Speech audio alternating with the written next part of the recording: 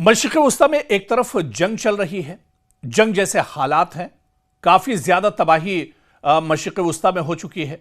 जिस तरह से अमेरिका के जो इंफ्रास्ट्रक्चर है, अमेरिका के जो एयर डिफेंस सिस्टम है, अमेरिका के जो एयर बेस हैं, उन्हें काफ़ी ज़्यादा नुकसान पहुंचाया गया है। और इस जंग के दरमियान ईरान की तरफ से कई बार ड्रोन और मिसाइल के ज़रिए से सऊदी अरब में भी अमेरिकी जो तंसीबात हैं, अमेरिकी जो इंफ्रास्ट्रक्चर है, उसे भी निशाना बनाया गया। दूसरी तरफ आप देखिए कि मुक़द्दस सफ़र हज, फ़रीज़ा हज का दौर भी एक तरह से शुरू हो रहा है। और इस जंग के बीच में अब सऊदी अरब की वज़ारत दिफ़ा ने बहुत बड़ा ऐलान किया है कि पाकिस्तान से एक फ़ौजी दस्ता मशरिक़ी इलाक़े वाक़े किंग अब्दुल अज़ीज़ एयरबेस पहुँच गया है। जी हाँ, पाकिस्तान का एक बड़ा फ़ौजी दस्ता अब सऊदी अरब पहुँच चुका है।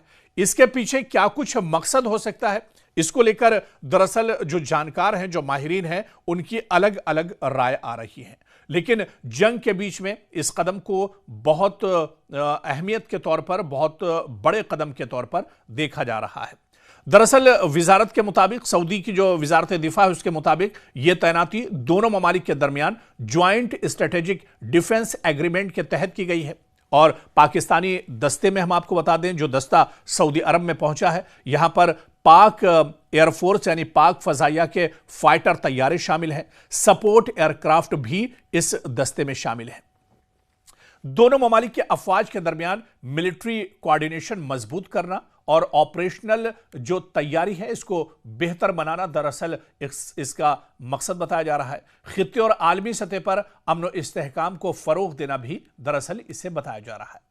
आपको बताते चलें कि पाकिस्तान और सऊदी अरब ने सितंबर 2025 में एक अहम दिफाई मुआहिदा किया था। और इस मुआहिदे के मुताबिक अगर किसी एक मुल्क पर बैरूनी हमला होता है, यानी अगर सऊदी अरब या पाकिस्तान पर कोई तीसरा मुल्क हमला कर देता है, तो इस हमले के नतीजे में उसे दोनों ममालिक पर हमला तसव्वुर किया जाएगा। यानी अगर कोई सऊदी अरब पर हमला करता है तो पाकिस्तान यह तसव्वुर करेगा कि उसके ऊपर भी यह हमला किया गया है और इस जंग में पाकिस्तान भी सऊदी अरब की तरफ से एक तरह से खड़ा हो जाएगा।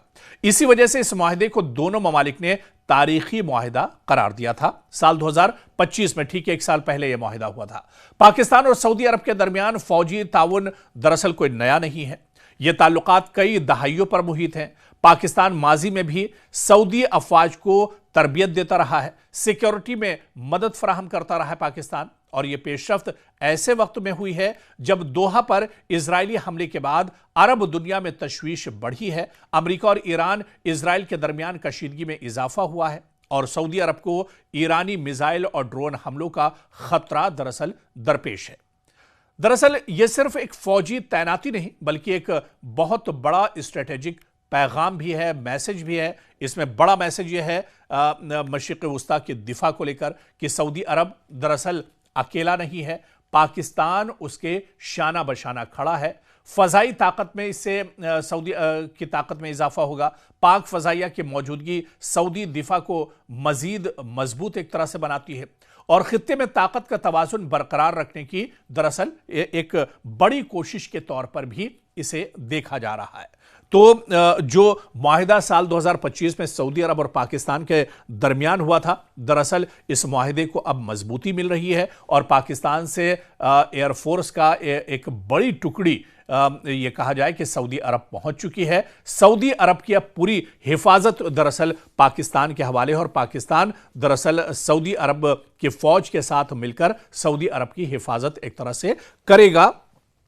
लेकिन इस जंग के बीच इसे एक बहुत बड़े मोड़ के तौर पर और एक बहुत बड़े कदम के तौर पर देखा जा रहा है।